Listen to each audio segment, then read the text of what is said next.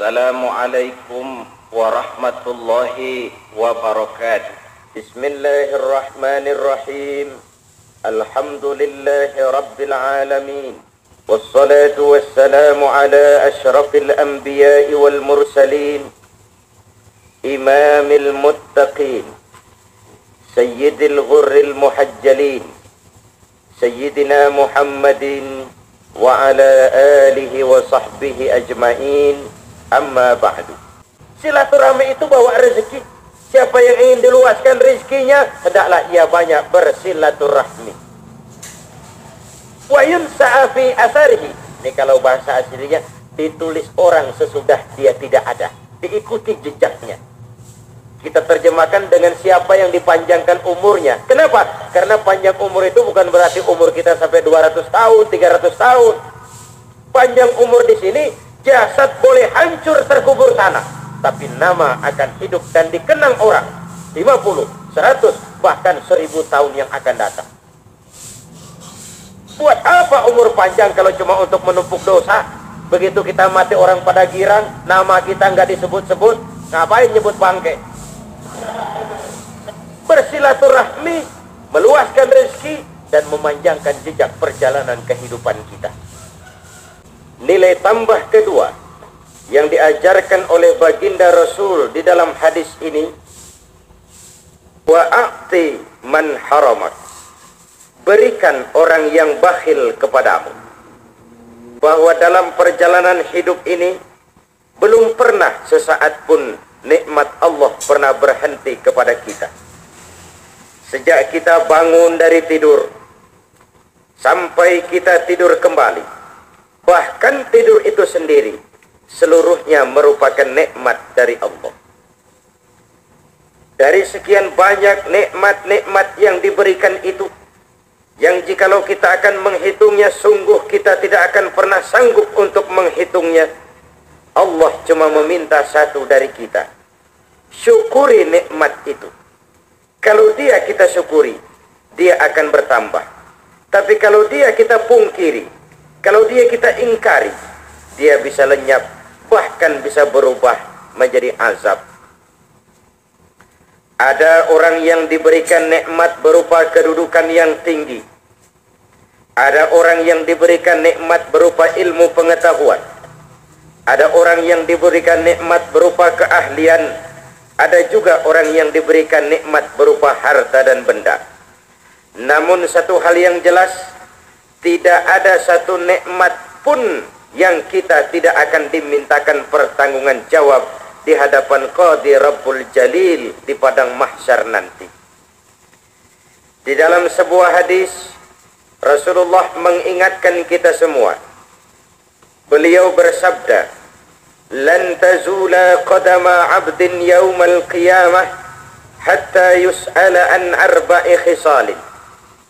Nanti di hari kiamat tidak akan bergeser tapak kaki seorang hamba sampai ia ditanya tentang 4 macam perkara. Yang pertama, an ilmihi madza amila bi. Dia akan dimintakan tanggung jawab tentang ilmunya. Untuk apa ilmu itu diamalkan? Untuk kebaikan atau untuk kejahatan?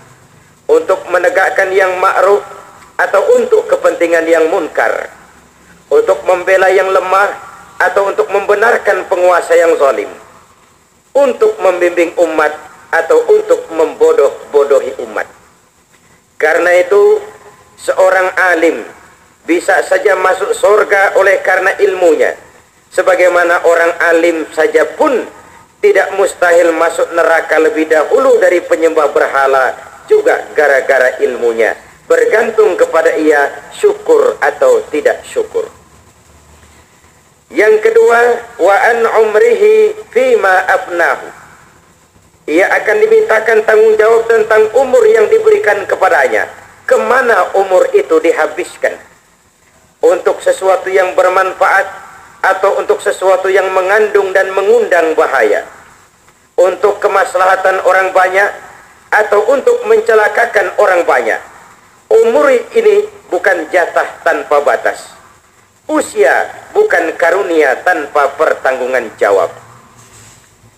Yang ketiga, wa an syababihi fima ablahu, tentang masa muda yang pernah diberikan kepadanya, di mana masa muda itu dihabiskannya.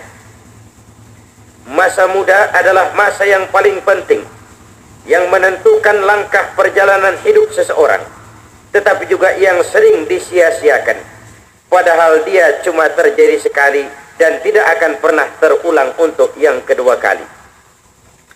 Yang keempat, wa ammalihi min aina iktasabahu wa fima anfaqahu, tentang hartanya akan dimintakan tanggung jawab, dari mana harta itu diperoleh dan kemana harta itu dibelanjakan.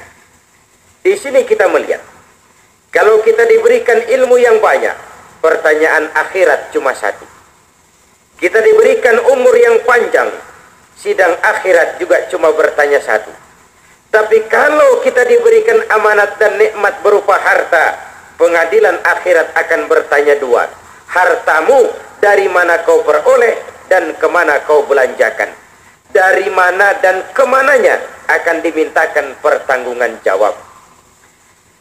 Oleh karena itu, jika kita menyadari dari Allah harta itu datang, maka ke jalan Allah jugalah harta itu harus kita belanjakan.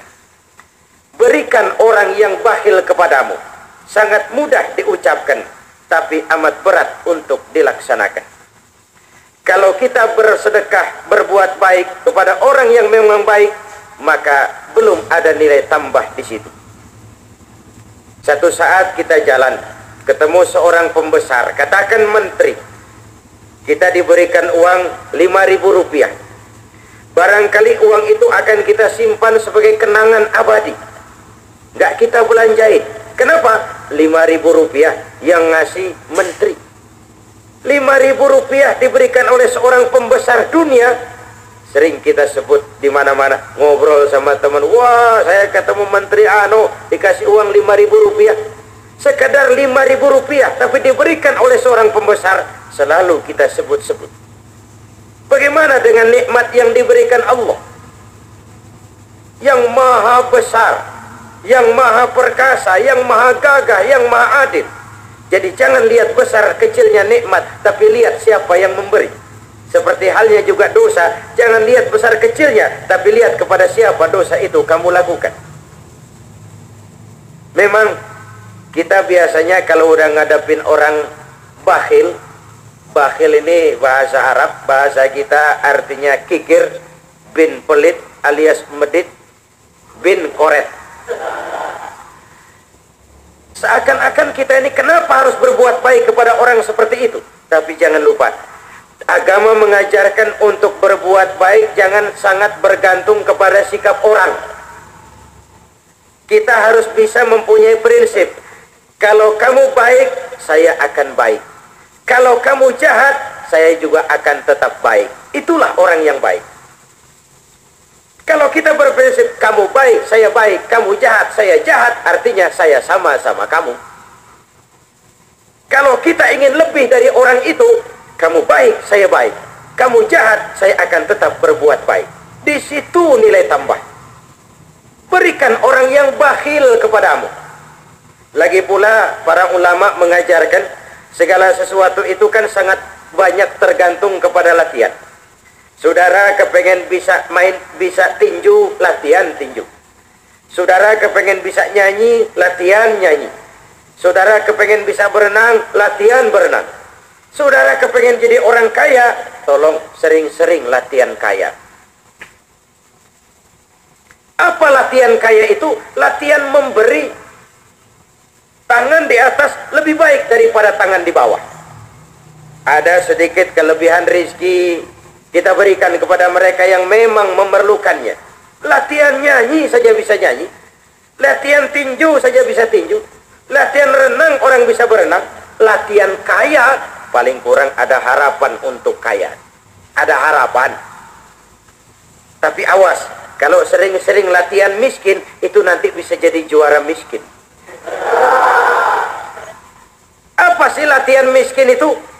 Latihan miskin itu Orang yang ada tapi masih minta. Nah ini. Ada tapi masih minta. Ini latihan miskin. Lain kalau ada kita nggak minta, orang kasih, itu sih rezeki. Punya rokok sebungkus nih.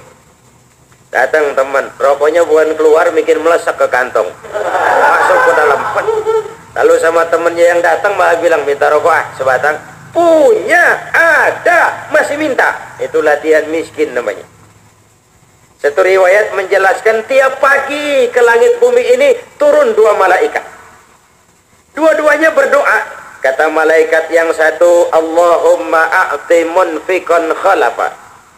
Ya Allah, berikan ganti yang lebih baik kepada orang-orang yang suka memberi. Itu doa malaikat yang satu.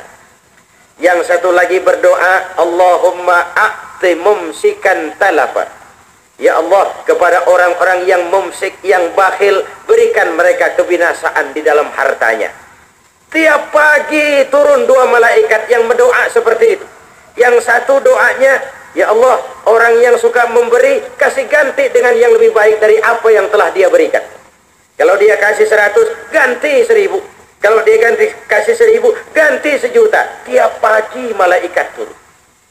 Lalu yang sebelah lagi berdoa, Allahumma a'ti mumsikan talafa. Ya Allah, orang-orang yang mumsik, yang bakhil, yang pelit, yang apanya saja susah, berikan mereka kebinasaan di dalam hartanya. Kebinasaan.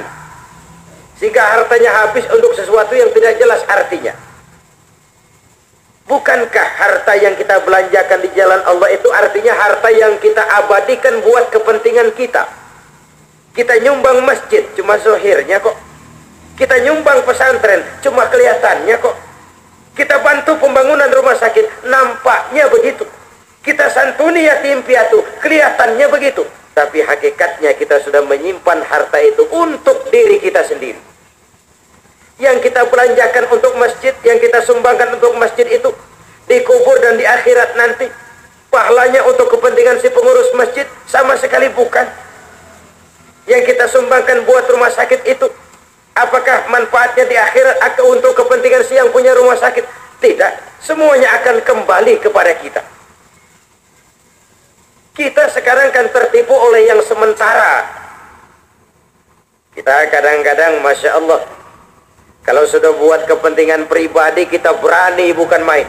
Tapi kalau sudah atas nama dan untuk kepentingan agama, kayak narik bambu dari ujung, berat rasanya. Orang tidak keberatan jadi members, jadi anggota golep, bayar 80 juta setahun, 120 juta setahun, cuma sekedar iuran anggota. Puluhan juta dibelain. Tapi pengurus masjid datang, pengurus musola datang minta sumbangan, beratnya bukan main. Ada aja alasan. Terima kasih atas segala perhatian. Mohon maaf atas segala kekurangan. Usikum wa iyaya bitaqwallah. Wassalamualaikum warahmatullahi wabarakatuh. Waalaikumsalam warahmatullahi